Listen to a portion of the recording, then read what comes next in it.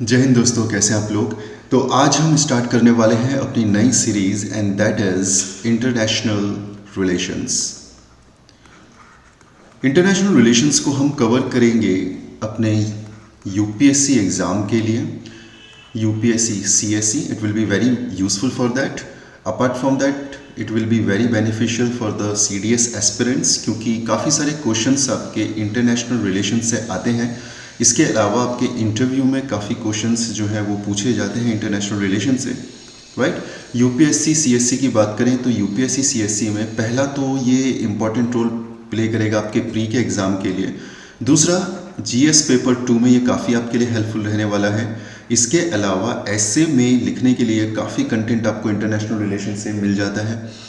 इसके अलावा वो लोग जिन लोगों का optional political science and international relation है, वहाँ पर अपने आप में एक अलग से सब्जेक्ट होता है इंटरनेशनल रिलेशन। तो उसका जो करंट पर्सपेक्टिव है वो हम इन लेक्चर से कवर करेंगे, राइट। सो कोशिश रहेगी कि सारे जो इंटरनेशनल एस्पेक्ट्स हैं उनको हम कवर करें, नॉट ओनली फैक्चुअल पर्सपेक्टिव से बल्कि कॉन्सेप्ट्स भी हम लोग डिस्कस करेंगे। तो डिस्कशन मोड में रहेगा और जो नोट्स हैं वो आपको इन सारी स्लाइड्स में देखने को मिलेंगे।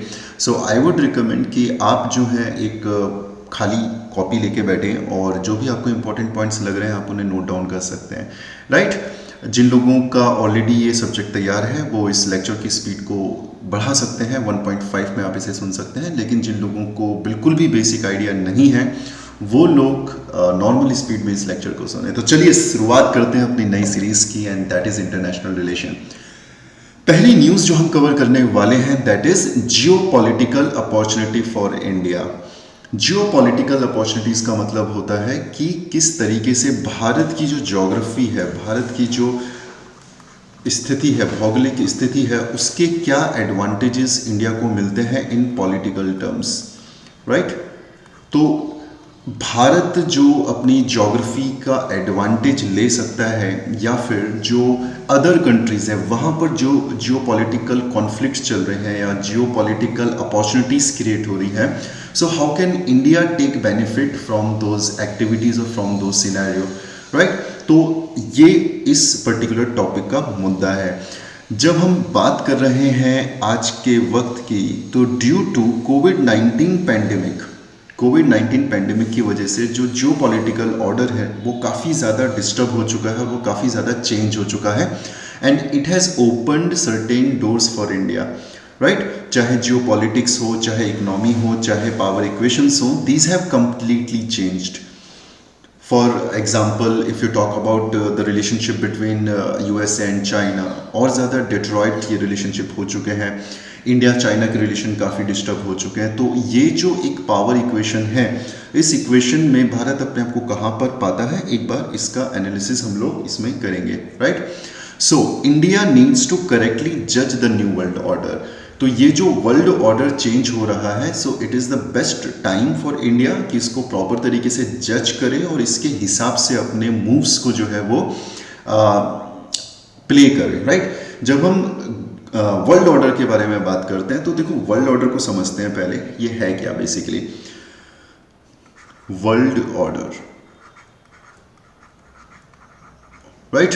सो अगर आप देखें तो खास तौर से वर्ल्ड वॉर सेकंड के बाद क्या सिचुएशन बनती है। वर्ल्ड वॉर सेकंड के बाद जो है आपका जो वर्ल्ड ऑर्डर जो होता है वो बाइपोलर वर्ल्ड ऑर्डर होता है।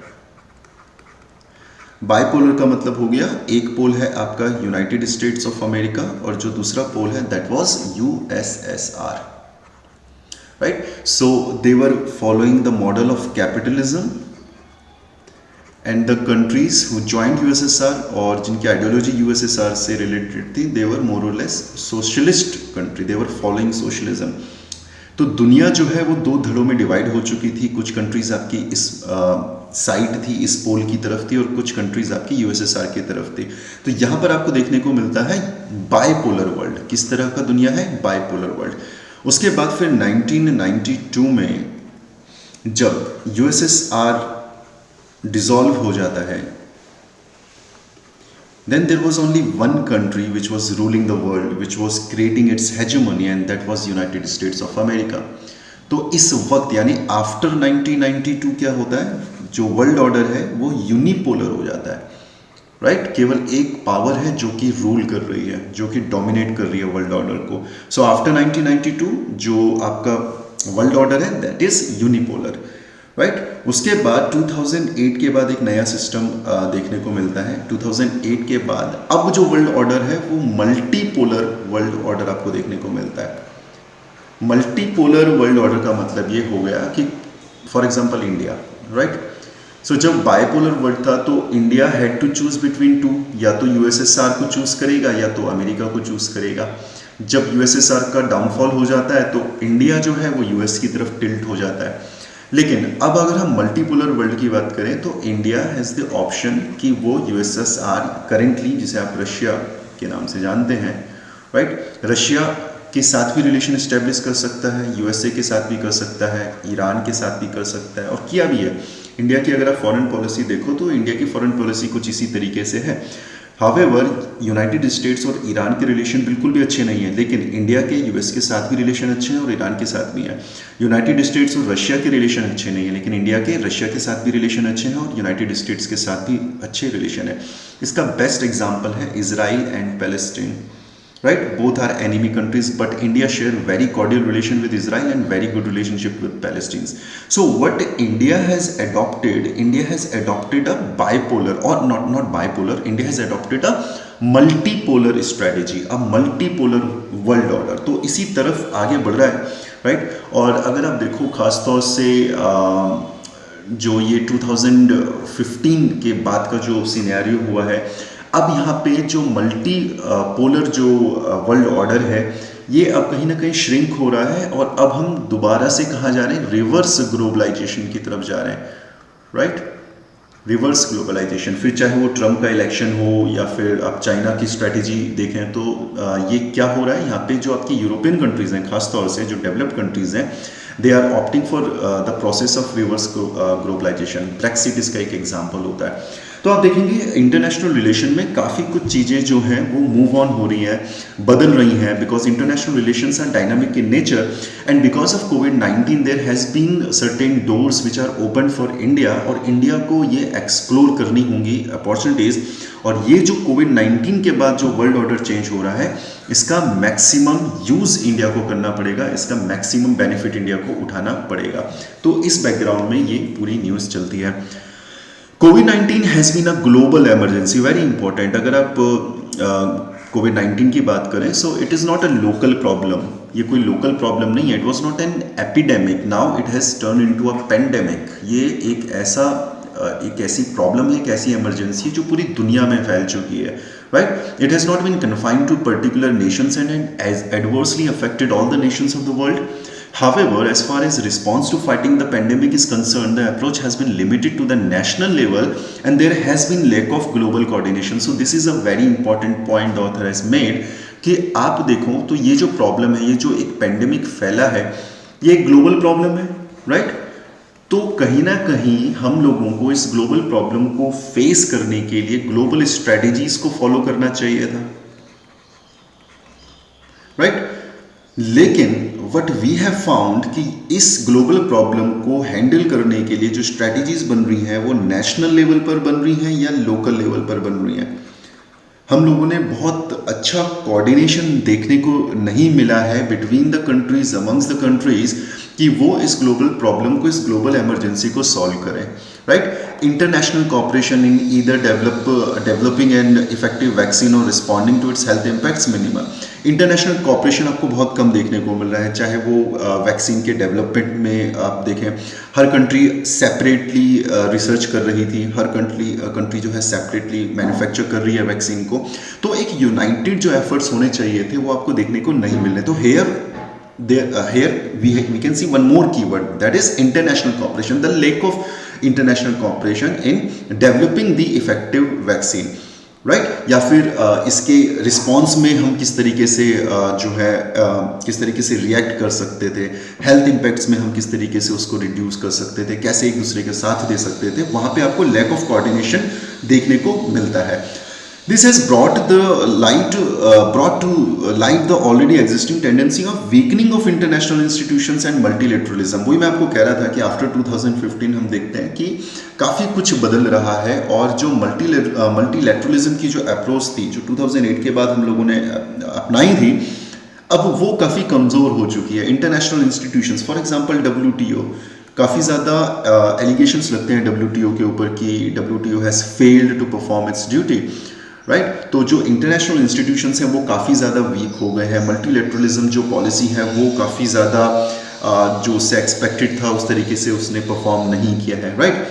So what are the major global challenges? So most challenges the world faces today are global. जितनी भी हम समस्याएं देख रहे हैं, चाहे वो पैंडेमिक हो, चाहे वो टेररिज्म हो, चाहे वो ग्लोबल वार्मिंग हो, right, so and so fourth. तो ये जो प्रॉब्लम है, क्लाइमेट चेंज जो प्रॉब्लम है, साइबर सिक्योरिटी जो प्रॉब्लम है, space security is one of the burning issue, terrorism, drug trafficking, money laundering and ocean and terrestrial pollution, ये सारी की सारी जो प्रॉब्लम है ये किसी एक देश की प्रॉब्लम नहीं है. ये क्या हो चुकी है? These are global problems and global problems required global solution and global solution required collaborative efforts. ठीक है, आपको जो है कॉपरेशन करना पड़ेगा, कोलैबोरेटिव एफर्ट्स दिखाने पड़ेंगे, कोऑर्डिनेटेड आपको रिएक्शंस देने पड़ेंगे, then only you will be able to face this challenges, right. However, a disconnect is visible between the rising global challenges and the approach for solving it because of retreating multilateralism. जो मैंने आपको कहा था, the process of reverse globalization. This process has been started और अब हम लोग जो है ग्लोबलाइजेशन से प्रोटेक्शनिस्ट अप्रोच के साथ जा रहे हैं, राइट. सो इससे क्या होता है, देखो जैसे अमेरिका फर्स्ट पॉलिसी ना, या फिर वन चाइना पॉलिसी है, अमेरिका फर्स्ट पॉलिसी है. सो ये जो पॉलिसीज हैं ये क्या दिखा रही हैं? ये दिखा रही है रिवर्स ग्लोबलाइजेशन, ये दिखा रही है retreating multilateralism. Because when you follow multilateralism तो आप जो है, यानी अमेरिका जो है वो इंडिया के साथ भी रिलेशन रख रहा है, ईरान में इंटरवीन कर रहा है, नॉर्थ कोरिया में इंटरवीन कर रहा है, राइट. श्रीलंका में उसने इंटरवीन किया था, इराक में उसने इंटरवीन किया था, अफगानिस्तान में इंटरवीन किया था. तो here America, United State is following the policy of multilateralism. But when we hear about the policy America first, so what it shows that this is a retreating multilateralism policy. और अब हम लोग बहुत सारे देशों के साथ इन्वॉल्व अपने आप को नहीं करना चाहते हैं और अमेरिका फर्स्ट पॉलिसी के साथ जाना चाहते हैं. जैसे इसमें आपने देखा था अफगानिस्तान से अपने ट्रुप्स को वापस बुलाने का जो फैसला लिया गया है ट्रंप के द्वारा, राइट. ब्रेक्सिट का एक डिसीजन है. तो अब ये एक प्रॉब्लम है और ये कहीं ना कहीं आगे जाके दिक्कत करेगा, जो हमने देखा कोविड-19 में भी जिसने दिक्कत करी. क्योंकि अगर हम सब लोग इंटरकनेक्टेड होते तो हम इस तरह की ग्लोबल चैलेंजेस को आसानी से फेस कर सकते थे. लेकिन क्योंकि अब हम प्रोटेक्शनिस्ट अप्रोच के साथ जा रहे हैं, अब हम लोग मल्टीलेटरल अप्रोच को खत्म कर रहे हैं, तो अब इंडिविजुअल बेसिस पे हम इस तरह की ग्लोबल प्रॉब्लम से लड़ रहे हैं जो कि बहुत ज़्यादा इफेक्टिव नहीं है. The best example is covid, right. In such a scenario, some display of statesman-like leadership is required. So we need a statesman. एक ऐसे लीडर की आवश्यकता है जो पूरी दुनिया को एक साथ कर सके, राइट. जो अमेरिका फर्स्ट जैसी पॉलिसीज को डिनाई करे और जो वसुदेव कुटुंबकम जैसी पॉलिसीज को आगे लेके जा सके. It needs to be understood that the nation state will endure, but its conduct will need to be tempered by a spirit of internationalism and a sense of common humanity, right. So ये self explanatory point है जो मैं अभी तक आपको समझा रहा था कि हमें इंटरनेशनलिज्म को फॉलो करना है, हमको कॉमन ब्रदरहुड, कॉमन ह्यूमैनिटी को प्रमोट करना है. Then only we will be able to face this major global challenges. Shift in geopolitics, क्या शिफ्ट आपको देखने को मिलता है? Pre pandemic shift in the centre of gravity of the global economy and political power and influence from the trans Atlantic to trans Pacific has been reinforced under the impact of the crisis.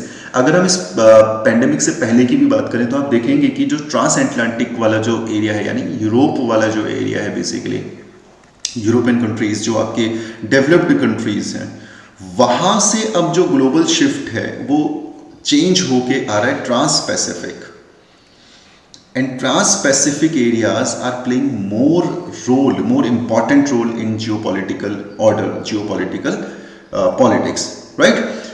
East Asian and South Asian countries have managed the crisis more effectively. Very important. अगर आप देखो Indonesia को देखो, right? तो ये वो examples हैं जिन examples ने ज़्यादा बेहतर किया है as compare to the countries in Europe.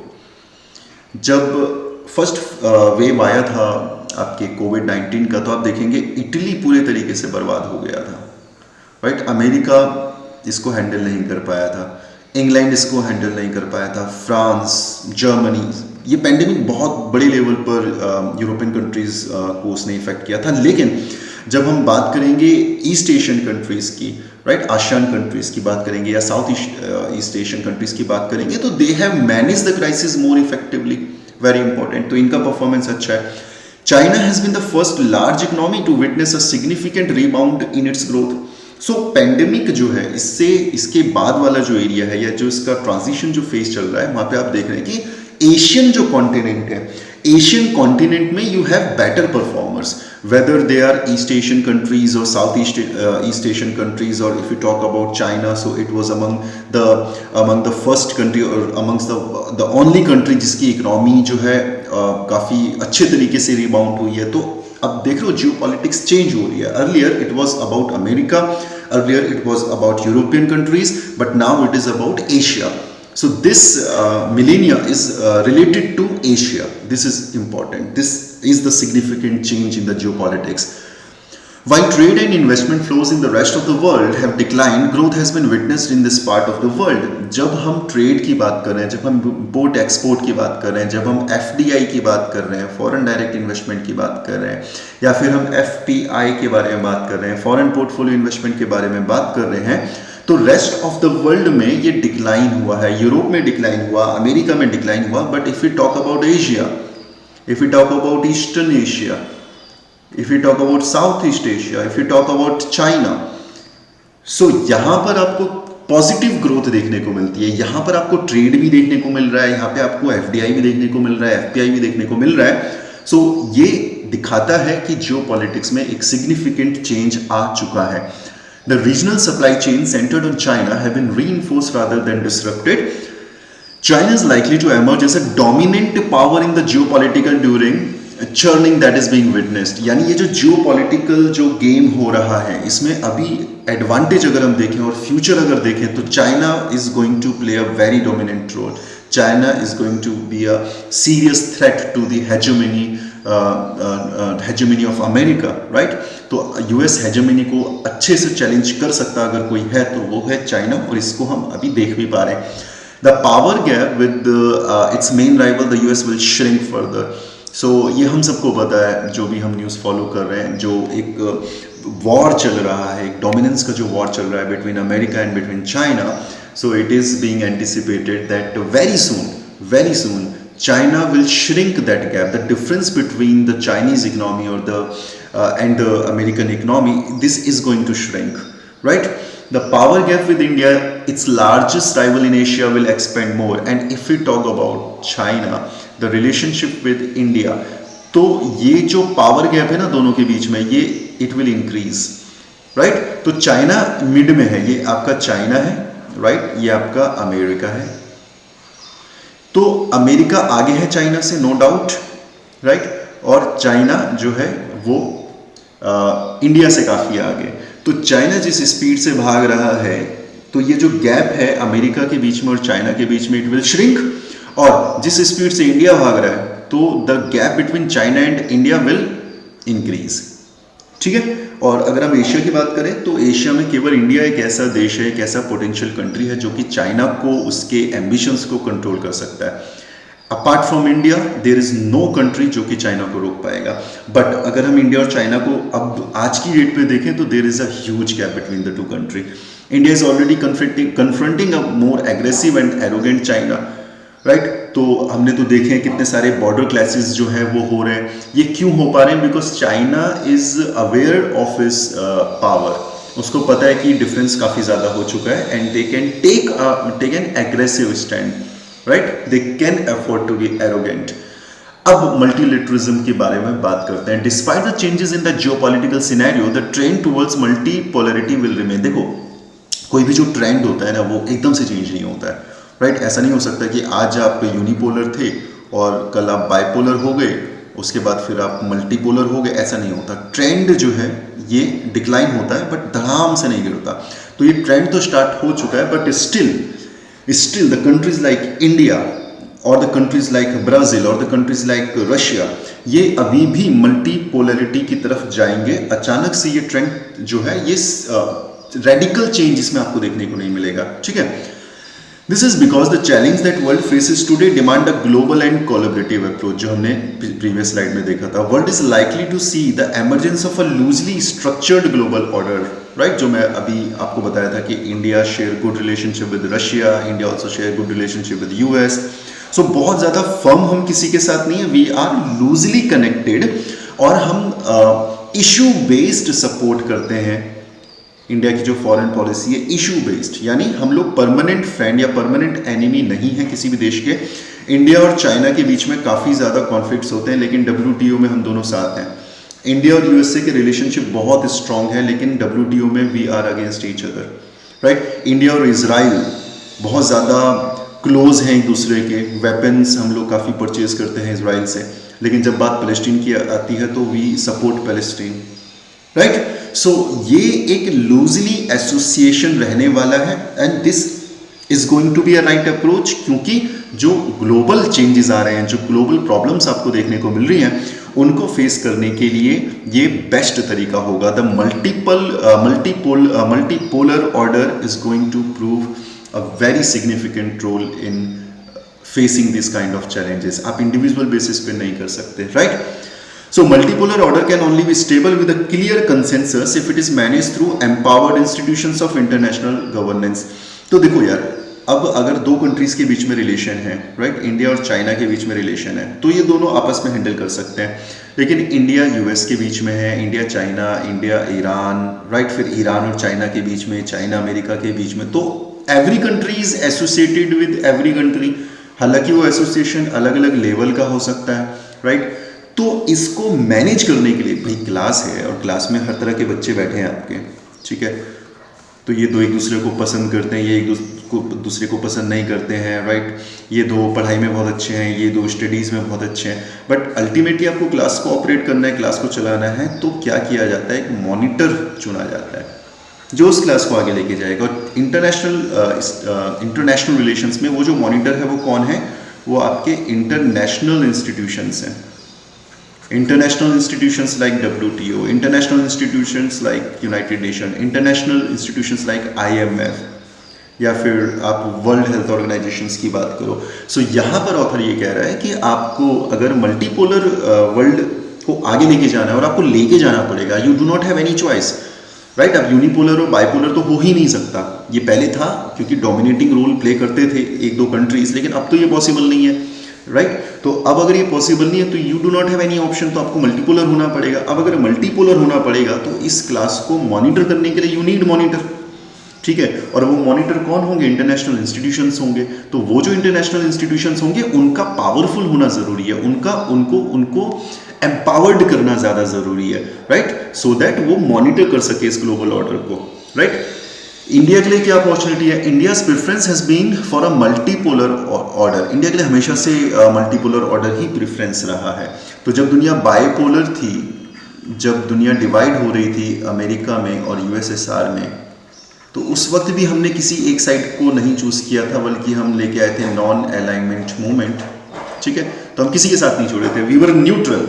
लेकिन आज की डेट में हम सबके साथ जुड़े हैं, we went for an what kind of approach, multipolar order approach, ठीक है। And as the best assurance of its security, obvious सी बात है, it now has the opportunity to make this its foreign policy priority. ये हमारी foreign policy है, as this alliance with interest of a large majority of middle and emerging powers, right. हम सबके साथ एक अच्छे रिलेशन एस्टैब्लिश करके चल रहे हैं। This will be an important component of a strategy to meet the China challenge. भाई अगर हम मल्टीपोलर स्ट्रेटेजी के साथ नहीं जाएंगे तो how we will face China. अगर हमें चाइना को, वी नो कि चाइना एरोगेंट रोल प्ले कर रहा है, China is aggressive, it is creating disturbance in our border areas, तो we need to control China. और जब चाइना को कंट्रोल करना है तो हम केवल अमेरिका के साथ अच्छे रिलेशन डेवलप करके चाइना को कंट्रोल नहीं कर सकते, हमें अमेरिका के साथ करना पड़ेगा, हमें रशिया के साथ अच्छे रिलेशन इस्टेब्लिश करने पड़ेंगे, हमें नेपाल के साथ अच्छे रिलेशन इस्टेब्लिश करने पड़ेंगे, श्रीलंका के साथ हमें अच्छे रिलेशन इस्टेब्लिश करने पड़ेंगे, राइट। म्यांमार, भूटान के साथ हमें अच्छे रिलेशन इस्टेब्लिश करने पड़ेंगे, then only we will be able to meet the challenges, right. ठीक है, तो यहां पर अगर आप देखो तो हमें मल्टीपोलर स्ट्रेटेजी हमको करनी ही पड़ेगी. We do not have any other option.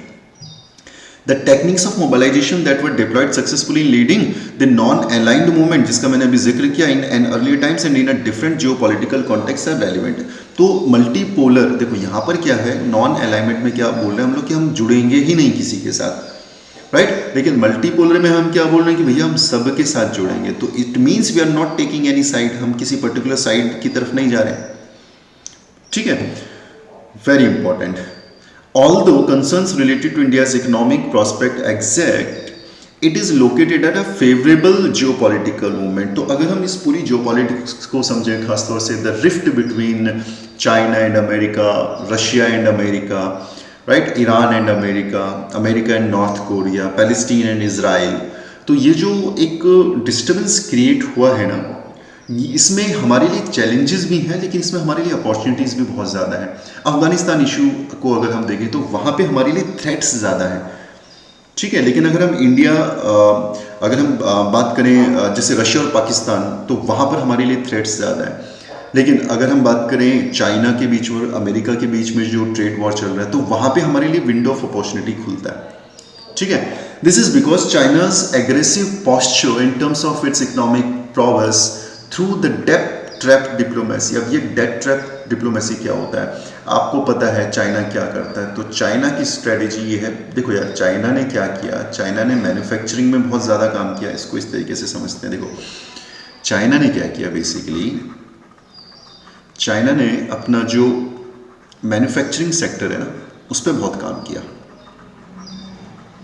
बहुत काम किया. ठीक है, तो मैन्युफैक्चरिंग पे कैसे काम किया, देखो उन्होंने प्रोडक्ट्स बनाए, बहुत सारे प्रोडक्ट्स को बनने में लगती है कॉस्ट. ठीक है, तो कॉस्ट को कम करने का, रिड्यूस करने का एक तरीका है चीप लेबर. और पॉपुलेशन के मामले में नंबर 1 पे तो है, तो लेबर तो बहुत है, ऊपर से चीप लेबर यानी उनके जो वेजेस हैं उनको काफ़ी कम कर दिया, तो कॉस्ट गिर गई. अब चाइना को किसी चीज़ को बनाने में लग रहे हैं 10 रुपये, और वहीं दुनिया को उस चीज़ को बनाने में लग रहे हैं 15 रुपये. तो चाइना जो है उसको बेच रहा है 11 रुपये में या 12 रुपये में, बाकी दुनिया उसको बेच रही है 17 रुपये में या 18 रुपये में. तो ज़्यादा सेल किसका होगा, चीप प्रोडक्ट किसका होगा, चाइना का होगा. और पिछले 20 सालों में चाइना ने इसी स्ट्रैटेजी का, इसी प्रीडेटरी स्ट्रैटेजी का इस्तेमाल करके अपने मैन्युफैक्चरिंग सेक्टर को बहुत स्ट्रॉन्ग कर दिया. और जाहिर सी बात है कि यार ये एक्स नाम की कोई चीज़ है, कोई प्रोडक्ट है, ये गया आपका इंडिया. ठीक है, तो India will pay for this product, तो इंडिया ने इसको पे किया 10 रुपये और ये प्रोडक्ट यहाँ पे आ गया. तो ऐसे ही बहुत सारा सामान जो है चाइना ने क्या किया, एक्सपोर्ट किया, राइट. तो चाइना में क्या हुआ कि आपका एक्सपोर्ट ज़्यादा है इंपोर्ट से, ज़रूरत ही नहीं पड़ रही है कुछ इंपोर्ट करने की, सब कुछ है उनके पास. तो एक्सपोर्ट ज़्यादा हो गया, इंपोर्ट कम हो गया, तो यहाँ पे वो चले गए ट्रेड सरप्लस में. ठीक है, इंडिया की बात करूँ तो most of the time India जो है ट्रेड डेफिसिट में रहता है, लेकिन चाइना ट्रेड सरप्लस में है, यानी 10 रुपये का सामान खरीद रहा है तो 100 रुपये का बेच रहा है. जब ट्रेड सरप्लस हो रहा है तो फॉरेन करेंसी आ रही है आपके पास, भाई विदेशी मुद्रा आपके पास आएगी ना, भारत ने आपको पे किया तो पैसा आएगा आपके पास, डॉलर आएगा आपके पास. अब आपकी ज़रूरत है 90 रुपये की, आपको आ रहे हैं 100 रुपये, तो 10 रुपये आपके पास एक्स्ट्रा बच गया. तो ये 20 साल की कहानी है. तो आपने क्या कर दिया, आपके पास पैसा बहुत ज़्यादा आ गया, राइट. जब आपके पास पैसा ज़्यादा आ गया तो इस पैसे का आप इस्तेमाल कर रहे हो किस चीज़ में, अपने पॉलिटिकल डोमिनेंस को बढ़ाने के लिए. कैसे, मान लेते हैं अमेरिका, तो अमेरिका में इन्होंने क्या किया, सी पैक कर दिया. अमेरिका कह रहा हूँ, पाकिस्तान. ठीक है, पाकिस्तान, तो पाकिस्तान गरीब देश बेचारा, तो पाकिस्तान को पैसों की ज़रूरत, तो पाकिस्तान में क्या हो गया, चाइना पाकिस्तान इकोनॉमिक कॉरिडोर ये इस्टेब्लिश कर दिया. क्या कहा इन्होंने, चाइना बोला कि यार ओके ठीक है, हम लोग आपको फंड देंगे और आपने ये कॉरिडोर यहाँ पे बनाना है, राइट. तो ये जो फंड दिया गया ये कोई ग्रांट नहीं है, ये कोई फ्री का पैसा नहीं है, ये क्या है, ये डेट है, ये उधार का पैसा है. सस्ती दरों में, मान लो 10% में आपको मार्केट में मिलता था, इन्होंने बोला हम आपको 1% में पैसा दे देंगे, तो पैसा बहुत है. तो इस तरीके से डेट ट्रैप में फंसाया गया, राइट. तो ये स्ट्रैटेजी है, ये सिर्फ पाकिस्तान के साथ नहीं किया गया है, श्रीलंका के साथ किया गया है, या नेपाल के साथ किया जा रहा है. ठीक है, तो ये जो डेट ट्रैप डिप्लोमेसी जो रूट फॉलो कर रहा है चाइना, हमको उसे काउंटर करने के लिए मल्टीलेटरल स्ट्रेटेजी अपनानी पड़ेगी. India is seen as a potential and credible countervailing power. तो ऑब्वियसली सेल्फ एक्सप्लेनेटरी. ठीक है. The world wants India to succeed because it is regarded as a benign power wedding to a rule based order. अब भारत को दुनिया क्यों पसंद करती है? भारत अगर पावरफुल हो भी जाता है तो दुनिया को प्रॉब्लम नहीं है, because of the political structure of India. Right. यहाँ पे रूल बेस्ड सिस्टम है. ठीक है. यहाँ पे डेमोक्रेसी है. एंड दूसरा, इमेज ऑफ इंडिया. ठीक है. डिस्पाइट अ न्यूक्लियर पावर, हम लोगों ने कभी उसका गलत फायदा नहीं उठाया. ठीक है. We are a very responsible power and that is the reason हम लोगों की जो इमेज है वो काफ़ी पॉजिटिव है. And that is the reason जो दुनिया है वो इंडिया को सपोर्ट कर रही है. जब हम चाइना और इंडिया के कंपैरिजन में जब हम बात करते हैं, India can leverage this propitious movement to encourage a significant flow of capital, technology and knowledge to accelerate its own modernization. Simple. But for this to happen, India needs to position itself as the most open and competitive destination. Very, very, very important for trade and investment, offering both skill and political stability. here देखो John है, John के पास है 100 करोड़ रुपए. ठीक है. John जो है invest करना चाहता है. अब उसके पास है दो ऑप्शन, इंडिया और चाइना. अब वो इंडिया में इन्वेस्ट करना चाह रहा है, लेकिन वो बहुत सारे फैक्टर्स को कंसीडर करेगा. पहला, रिटर्न ऑन इन्वेस्टमेंट कितना है. दूसरा, यहाँ पर जो जुडिशरी है वो किस तरीके से काम करती है. भाई अगर एक केस को सॉल्व होने में अगर 20 साल लग रहे हैं तो जॉन अपना पैसा नहीं फंसाना चाहेगा यहाँ पर. राइट. इसके अलावा बॉटल नेक्स कितने हैं, ब्यूरोक्रेसी बॉटल नेक्स कितने हैं, कि क्या मेरा प्रोजेक्ट आसानी से पास हो जाएगा या फाइल मेरी घूमती रहेगी. ठीक है. ये दिक्कत है. दूसरी तरफ चाइना बोलता है कि यार वन विंडो सॉल्यूशन देते हैं आपको, आप आओ, एक ही विंडो में आपने आना है, एक ही प्लेटफॉर्म में आना है और हम आपको अप्रूवल दे देंगे. राइट. कोई जुडिशरी का पंगा ही नहीं है, रूल बेस्ड नहीं है वहाँ पे, राजा के हिसाब से चलता है, प्रेसिडेंट के हिसाब से चलता है. राइट. कोई बॉटल नेक्स नहीं है, ब्यूरोक्रेसी बहुत स्ट्रांग नहीं है वहाँ पर. तो ऑब्वियसली जॉन जो है यहाँ जाना पसंद करेगा. सो ऑथर ये कह रहा है कि इंडिया को अपने सिस्टम में थोड़ा सा चेंज लाना पड़ेगा. आपने सुना होगा Modi ji ease of doing business की बात करते हैं. तो ये क्यों किया गया? इसलिए किया गया ताकि फॉरेन जो इन्वेस्टर्स हैं उनको अट्रैक्ट किया जा सके एज कम्पेयर टू चाइना. और इसका फायदा भी हो रहा है. आप देखेंगे खासतौर से कोविड-19 की वजह से जो चाइना की जो इमेज खराब हुई है, तो बहुत सारी कंट्रीज़ हैं, बहुत सारी कंपनीज़ हैं जो कि वहाँ से अपने प्लांट्स को बंद करके और they are looking for another destinations. But unfortunately they are still not considering India. कोई ताइवान जा रहा है, कोई इंडोनेशिया जा रहा है, लेकिन इंडिया नहीं आ रहे हैं. कोई फिलीपींस जा रहा है. ठीक है. तो हम लोगों को अपने सिस्टम को चेंज करना पड़ेगा ताकि हम लोग इन सारी जो फॉरेन इन्वेस्टमेंट्स हैं उनको इनवाइट कर सकें, अट्रैक्ट कर सकें. तो ये तो हो गई पहली न्यूज़. आई गेस थोड़ा सा ज़्यादा टाइम मैंने पहली न्यूज़ में ले लिया. सो आगे बढ़ाएंगे दूसरे वीडियो में, और दूसरे वीडियो में हम बात करेंगे India and the new technology collisions की. ठीक है. और कोशिश करेंगे थोड़ा जल्दी टॉपिक को ख़त्म किया जाए. So see you soon in my next video. Thank you so much. Take care of yourself. Take care of your family. God bless you.